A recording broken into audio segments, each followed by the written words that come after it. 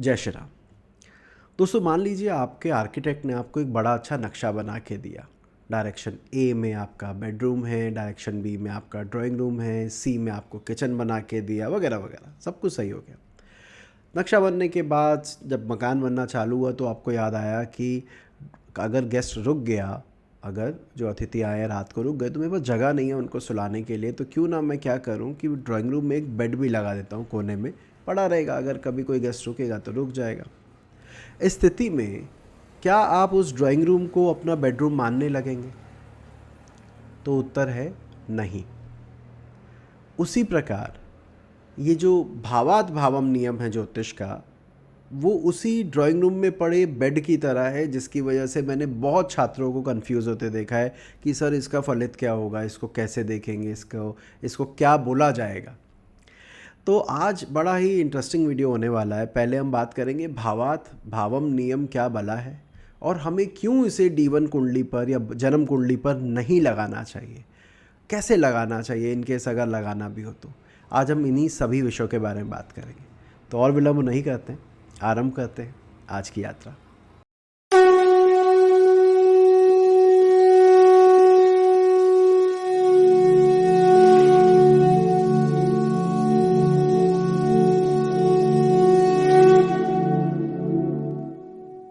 भावात भावम नियम, ये नियम वैसे तो बहुत ही इम्पॉर्टेंट है और गूढ़ भी। इसको ज़रा सिंपल करके समझते हैं।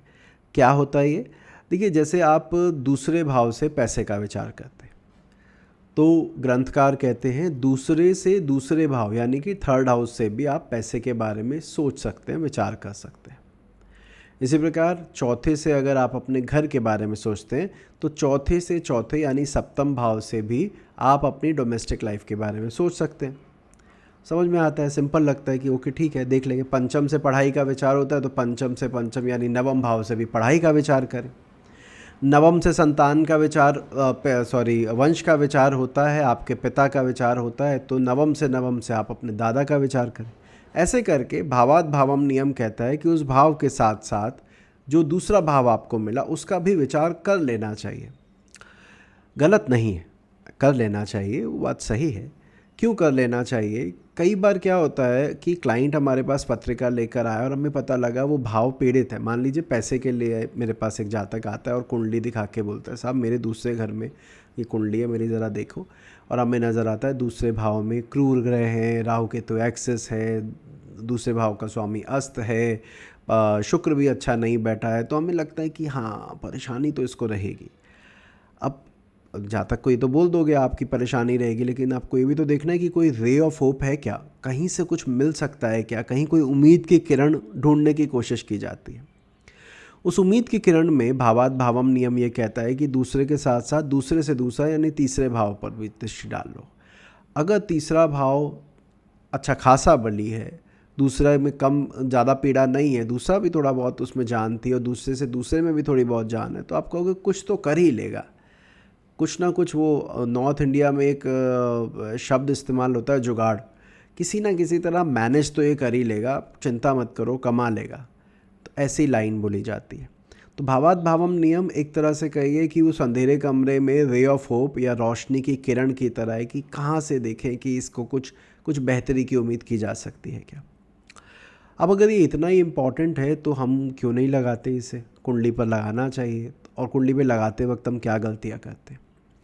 पहला, इस बात को समझिएगा कि शास्त्रकारों ने डिसाइड कर रखा है कि 12 भावों से क्या क्या देखा जाएगा। दूसरे से क्या देखेंगे? धन देखेंगे। तीसरे से शौर्य देखेंगे। चौथे से सुख देखेंगे। पंचम से संतान देखेंगे। मैं उसमें नहीं जाऊंगा 12 भाव तक, तो हर एक भाव के बारे में बता दिया गया। अब आप क्या कहते हैं कि उसको वो रिजल्ट तो देना है, लेकिन जो मैं कह रहा हूँ वो भी लाद दो। मतलब अपना परिणाम जो पराक्रम का है वो तो दे, लेकिन दूसरे से दूसरा होने के कारण उसको धन भी देना पड़ेगा। तीसरे भाव से आप धन की भी उम्मीद कर रहे हैं, ये थोड़ा ज़्यादती हो गई, ज़्यादा हो गया कि भैया उस घर को अपना तो परिणाम देना है, जो जिस घर से अपना कार का भावात भावम लगा उसके भी परिणाम दूँ। ठीक है, एक तो ये दिक्कत आ जाती है और कन्फ्यूज़न और बढ़ जाती है। एक एग्जाम्पल के लिए आपको बताता हूँ, जैसे कि मान लीजिए मेरा तीसरा भाव है, वो मेरे छोटे भाई बहनों का है। ठीक है, अब किसी ने कहा कि साहब मेरे 3 भाई बहन हैं, तो मैं बाकी भाइयों का विचार कैसे करूं? तो मैंने कई किताबें पढ़ी हैं आजकल के राइटर्स की, पुराने शास्त्रकारों की नहीं, जो लिखते हैं कि तीसरे से छोटा भाई बहन, और तीसरे से तीसरा उससे छोटा, और उससे तीसरा उससे छोटा, ऐसे करके, जैसे एक एग्जाम्पल के लिए, तीसरा भाव मेरा अनुज, और पंचम भाव मेरे अनुज का अनुज, ठीक है, ऐसे करके बोल दिया। अब आप क्या देख रहे हैं, यार पंचम तो मेरी संतान थी, अब इन्होंने कह दिया तीसरे से तीसरा वो मेरे छोटे से। इसी प्रकार और रिश्तेदारों को भी आप देख लीजिए, तो आप कह रहे हैं कि उस घर से उतने आगे बढ़ने पर उस रिश्तेदार को आप देख सकते हैं, तो पहले से ऑलरेडी उस घर पे बहुत सारा बोझ है, तो ये बात समझ से थोड़ी परे है, इसलिए इसे जन्म कुंडली पर नहीं लगाना चाहिए। एक और बात, मैंने क्या देखा है, कई बार छात्र मेन हाउस को छोड़ देते हैं और सीधा भावात भावम नियम के ऊपर चले जाते हैं और वहीं से परिणाम कहने की कोशिश करते हैं। जैसे अगर मैं कहूँ पढ़ाई की बात चल रही है, पंचम पूरी तरह से पीड़ित है, लेकिन वो नवम देख के, अरे सर नवम सही है, अरे नवम सही है, अरे नवम सही। भाई नवम भाव पंचम से पंचम होने के कारण सहायक हो सकता है, लेकिन पूर्ण परिणाम देने के लिए पंचम भाव की मेधा की ज़रूरत तो पड़ेगी, पंचम भाव की आवश्यकता तो पड़ेगी। आप कैसे उसको पूरी तरह से सिरे से नकार दोगे? मेरी बात समझ में आ रही है कि कैसे आप उस भाव के जो मूल जिसका गुणधर्म था वो परिणाम देने का, उसको तो आपने दरकिनार कर दिया है, और आप कह रहे हैं नहीं वो भावात भावम नियम है ना सर, उससे लगा के ना किसी तरह से काम चल जाएगा, मिल जाना चाहिए इसको, या बहुत अच्छा मिलेगा। तो उत्तर है ऐसा नहीं होता मेरे भाई, पहले उस भाव का विचार कीजिए। तो 2 चीज़ें हो गई, एक कि एक ही भाव पे पहले ही ऑलरेडी कई सारे कारकत्व लाद दिए गए हैं, दूसरी बात मूल स्वभाव की आप, मूल भाव के आप वो अनदेखी कर देते हैं, ये दूसरी प्रॉब्लम है। तो क्या करें, इसको लगाएं कैसे? तो लगाने का बड़ा सिंपल तरीका ये है कि ये नियम आप वर्ग कुंडलियों में लगाएं। जैसे अगर मुझे मेरी नानी का विचार करना हो, मेरी नानी का विचार करना हो, तो द्वादश कुंडली में चौथे से चौथा, यानी मेरी माँ की माँ मेरा सप्तम होगा। मेरे चाचा, मेरे पिता के से अनुज अगर मैं देखूं, तो द्वादश कुंडली में नवम भाव से 3 घर आगे, यानी 11th हाउस मेरे चाचा का प्रतिनिधित्व करेंगे। अब यहाँ पर सवाल आता है कि ये क्यों? तो ये इसलिए कि वर्ग कुंडलियाँ उसी रिश्ते की एक्सटेंशन, या उस रिश्ते को आप कैसे अपनी ज़िंदगी में जिएंगे उसको इंडिकेट करता है। द्वादश इज़ फॉर पेरेंट्स, तो जो पेरेंट्स और पेरेंट्स से रिलेटेड रिलेशनशिप हैं वो सारी हमें उस कुंडली पर आप भावात भावम लगाइए और परिणाम देखिए, बड़ा मज़ा आएगा आपको। कई बार क्या होता है, आप समझिएगा इस चीज़ को, कि एक पत्रिका आती है, एक व्यक्ति के 3 पुत्र, एक पुत्र बहुत अच्छी पोजीशन पे लगा हुआ है, डॉक्टर लगा हुआ है, दूसरा बेटा साइंटिस्ट लगा हुआ है, तीसरा बेटा ज़िंदगी में कुछ कर नहीं पाया। अब वो कुंडली लेकर आपके पास आए और बोले सब मेरी कुंडली में संतान का सुख कैसा है?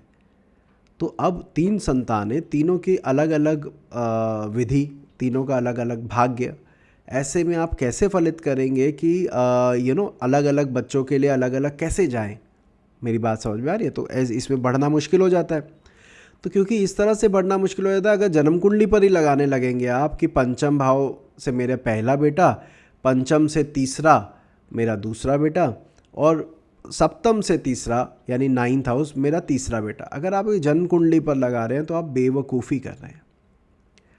बेवकूफ़ी क्यों कर रहे हैं? क्योंकि वो भाव, सप्तम भाव is for your married life, सप्तम भाव आपके पार्टनर के लिए, आप अपनी दूसरी संतान को वहाँ से देखने का प्रयास कर रहे हैं क्योंकि कहीं पढ़ लिया है आपने। यही नियम अगर आप D7 चार्ट पर लगाए, सप्तमांश कुंडली जो कि बच्चों के लिए ही बनाई जाती है, तो परिणाम बहुत अच्छा आएगा। वहाँ पर आप करिए, पंचम भाव मेरी संतान का, पंचम से तीसरा मेरी दूसरी संतान, सप्तम से तीसरा मेरी अगली संतान, फिर उससे अगला, फिर वो डिपेंड करता है आपकी कितनी संतान है, कैसे आप करेंगे। तो वहाँ पर ये आधार निकालना, ये देखना बड़ा आसान हो जाता है कि भाई इस कुंडली में अब मेरे अलग अलग संतानों की क्या विधि है। विधि मतलब उनकी किस्मत कैसी है, विद्या ने क्या लेख लिखा है उनकी ज़िंदगी में, मैं उनसे कितना जुड़ा रहूँगा। कई बार आपने देखा होगा एक बेटे पर पिता पुत्र मिलके केस कर रहे होते हैं। जैसे बड़े बेटे से मान लो बड़े बेटे ने कुछ गलत कर्म कर दिया तो छोटा बेटा और पिता दोनों मिलकर बड़े पर केस कर देते हैं कि इन्होंने प्रॉपर्टी हड़पी है या कुछ भी किया है। मैं एक एग्जांपल के लिए बता रहा हूँ। तो वहाँ पर तो एक बच्चे के साथ मिलके कर रहे हो, एक बच्चे के खिलाफ कर रहे हो, तो पंचम भाव तो आपका ये टोटल संतान सुख है। कुंडली का पंचम भाव आपकी जो कॉम्प्रिहेंसिव चाइल्ड हैप्पीनेस है, चिल्ड्रन हैप्पीनेस है, उसको इंडिकेट करता है। इस सिनेरियो में आप अलग अलग कैसे करेंगे उसे, तो अलग अलग करने का ये तरीका है। एक तीसरी प्रॉब्लम जो इसके साथ जुड़ी है वो ये है, कई बार क्या होता है भाव जिसमें जो मेन कोर भाव है वो तो आपको अच्छा नहीं दिख रहा होता, पर भावात भावम नियम के आधार पे दूसरा भाव अच्छा दिख रहा होता है। जो थोड़ी देर पहले मैंने कहा भी कि पंचम आपका अगर ख़राब है तो आप केवल नवम से बढ़ाई के बारे में कैसे बात कर सकते हो। पंचम को देखना बहुत ज़रूरी है। तो ये कॉन्ट्राडिक्शन पैदा करता है। कॉन्ट्राडिक्शन कहने का मतलब है कि जो नियम सीधा सीधा सिंपल लगाया जा सकता था, सरलता से लगाया जा सकता था, आपने उसको बहुत ज़्यादा घुमा दिया। तो इस वजह से एक कॉम्प्लिकेशन आती है। तो मैंने अभी तक आपको बताया कि वर्ग कुंडलियों में लगाइए। दूसरा मैंने आपको कहा कि मूल भाव को नहीं छोड़ना है, वरना तो आपका फलित गलत हो जाएगा। और तीसरा भावात भावम नियम की देखिए मर्म को समझेंगे ना तो आपको आसानी रहेगी। जैसे एग्जाम्पल के लिए चौथा घर आपके घर का है, आपके घर की सुख शांति का है, और चौथे से चौथा सप्तम आपके जीवन संगिनी का है, जीवन साथी का है। अब परमात्मा ना करे अगर आपको जीवन साथी बुरा मिल जाए तो भी क्या आपका चौथा घर इंटैक्ट रह सकता है? तो उत्तर है कई हाँ, मैं मानता हूँ कि मुश्किल है ऐसा हो पाना, लेकिन कई परिस्थितियों में संभावना बन जाती है कि आप ध्यान ही नहीं देते हैं। ठीक है, उसका जो नेचर है उसके साथ है। आप अपने फोर्थ पर आप अपनी मानसिक शांति को डिस्टर्ब नहीं होने देते। In spite of having bad partner और नॉट सो गुड पार्टनर, आप अपना फोकस रखते हैं कि मैं कैसे खुश रहूँ यार, छोड़ अब जो हो गया हो गया। तो यानी इट इज़ नॉट नेसेसरी कि अगर सातवां घर पीड़ित है तो चौथे को भी पीड़ित करना ही पड़ेगा। ये ज़रूर है अगर दोनों पीड़ित हो जाते हैं, चौथा भी पीड़ित है और सातवां भी पीड़ित है, तो फिर थोड़ी चिंता बढ़ जाती है। शायद यही कारण है कि मांगलिक दोष आप कभी सोचिएगा कि अगर लगन में मंगल बैठा है तो वो चौथे को भी देखेगा, सातवें को भी देखेगा। चौथे में मंगल बैठा है तो वो चौथे को भी प्रभावित करेगा और सातवें को भी प्रभावित करेगा। तो ये जो दो पोजीशन है यहाँ पर वो आपकी डोमेस्टिक लाइफ के दोनों हाउसेस, फोर्थ एंड फोर्थ से फोर्थ, दोनों को हिला देता है या परेशान करता है। एक और बहुत महत्वपूर्ण चीज़ जो मैंने देखी है वो क्या होती है, भावात भावम नियम लोग लगाते हुए कैसे गलती करते हैं। जैसे एग्जाम्पल के लिए कि मेरी कुंडली में पाँचवें घर का स्वामी दशम भाव में बैठा हो, ठीक है। अब हमने जो ज्योतिष पढ़ी है उसके हिसाब से विद्या भाव, बुद्धि भाव, विवेक भाव का अधिपति कर्म भाव में गया है। तो आप चाहे बृहत पराशरोड़ा शास्त्र देखें, चाहे जातक पारिजात, सारावली, जो जो क्लासिकल ग्रंथ आप उठा सकते हैं, देख सकते हैं, कोशिश करें तो सब में मोस्टली में बहुत तारीफ़ लिखी है। अरे बहुत अच्छा योग है, पंचमाधिपति कर्म में आ गया, आप अपने विवेक का इस्तेमाल अपने कर्म स्थान पर करेंगे, वगैरह वगैरह वगैरह। तभी एक इंडिविजुअल आए और बोले सर ये पंचम भाव का स्वामी अपने से छटे गया है तो ये पंचम का नुकसान करेगा, यानी विद्या में दिक्कतें देगा। अगर कोई ऐसा कहता है तो ये गलत कह रहा है। अपने से कहा गया है, वही भावात भावम, भाव का अधिपति अपने से कहा गया है, इस पर इतना जोर दे रहे हो कि आपको कुंडली का दशम भाव जो इतना अच्छा भाव है वो नज़र ही नहीं आया। ऐसा मैंने कब कब देखा है, जैसे चौथे का स्वामी नवम में बैठा हो तो प्रॉपर्टी का लॉर्ड लक हाउस में चला गया। चौथे घर से प्रॉपर्टी देखते हैं, वाहन देखते हैं। अब वाहन अधिपति अगर भाग्यस्थान में सपोज मित्र राशि का है तो हम कहेंगे वाहन खरीदने से आपको लाभ होगा, हम कहेंगे माता की आज्ञा मानने से आपको लाभ होगा। अब आप वहाँ पर कहें नहीं जी चौथे का स्वामी क्योंकि अपने से छटे गया है तो वाहन का नुकसान है, तो वो गलत हो जाएगा, वो नहीं होने वाला। ठीक है, तो कभी भी भावात भावम को आप मूल चार्ट पे तरजीह दे दें, उसको साइडलाइन कर दें, तो ये एक बहुत बड़ी गलती है जो मैंने देखा है आजकल काफ़ी कॉमन हो गई है। हालांकि समझाने पे समझ में सभी को आता है, हम भी गलती करते थे, सीखते हैं धीरे धीरे करके, लेकिन ये गलती ज़्यादा बड़ी है। क्योंकि देखिए जब शास्त्रकारों ने बता दिया है कौन से भाव आपके लिए शुभ है, कौन से अशुभ हैं या चैलेंजिंग है, तो उसके बाद हर एक भाव से डिफरेंट हाउसेस को गिनना ये करना चाहिए, मैं ये नहीं कह रहा नहीं करना चाहिए, लेकिन इसको आप मूल श्लोक पर या जो मूल बात है, जो उसकी शुद्धता है, उस भाव की क्वालिटी है, उसके साथ कॉम्प्रोमाइज़ करके कर रहे हो तो आप गलत कर रहे हैं। अब अगर ऐसी स्थिति है तो करें क्या? पहले तो मैंने बताया केवल वर्ग कुंडलियों पे आप इसका इस्तेमाल करें, समझ में आता है, या जन्म कुंडली पर भी करें, कोई दिक्कत नहीं है। मूल भाव पीड़ित हो और उसके बाद भावात भावम के हिसाब से जो भाव आया वो भी पीड़ित हो जाए तो आप करिए, तो समझ में आता है। अगर मेन हाउस अफ्लिक्टेड नहीं है, जैसे मान लीजिए मेरे दूसरे घर पर शुभ ग्रहों की दृष्टि है, दूसरे का स्वामी शुभ ग्रहों के साथ है, शुक्र अच्छी स्थिति में बैठा है, पर तीसरा पीड़ित है, और मैं कहूँ सर धन से सेकंड हाउस यानी थर्ड हाउस पीड़ित हो गया तो फाइनेंशियल लॉसेस हो जाएंगे, तो मैं कहूँगा भैया कहाँ जा रहे हो, मूल भाव नहीं पीड़ित हो रहा तो उस पर ध्यान मत दो। ठीक है, तो ये मैंने बता दिया। तो आपको किस पर ध्यान देना है? आपको देना है ध्यान पहले तो मूल भाव पर, उसके स्वामी पर, उसके कारक पर, वो किस तरह की राशियों में है, वो किस तरह के भावों में है, ठीक है, वो किस तरह के नक्षत्र में है। ये बहुत सारी चीज़ें मिलकर आपको उस भाव के गुणधर्मों के बारे में बड़ा अच्छा बताती है। हर एक भाव का अधिपति अलग अलग नक्षत्रों में बैठने पर उसके परिणाम देने के तरीके बदल जाते हैं। स्पेशली मैं दशम भाव के बारे में आप ज़रूर, यदि वीडियो अच्छी लगी हो तो लाइक करना मत भूलिएगा। आपके लाइक हमें प्रोत्साहित करते हैं कि हम और बेहतर काम करें। ज्योतिष संबंधित अधिक जानकारी के लिए आप इस चैनल को सब्सक्राइब कर सकते हैं। इस पर लगभग 700 से ज़्यादा ज्योतिष के वीडियो हैं जिस पर शिक्षाप्रद सूत्र बताए गए हैं शास्त्र ग्रंथों से। अभी के लिए इतना ही रखते हैं, अपना ध्यान रखिएगा। जय श्री राम। चंद्र शनि का विष योग किस प्रकार जीवन में विष घोल सकता है और उसके क्या क्या फायदे हैं, इस बारे में यदि जानकारी चाहते हैं तो ऊपर दिए गए इस वीडियो पर क्लिक कर सकते हैं, और हमारी लेटेस्ट वीडियो के लिए आप नीचे क्लिक कर सकते हैं।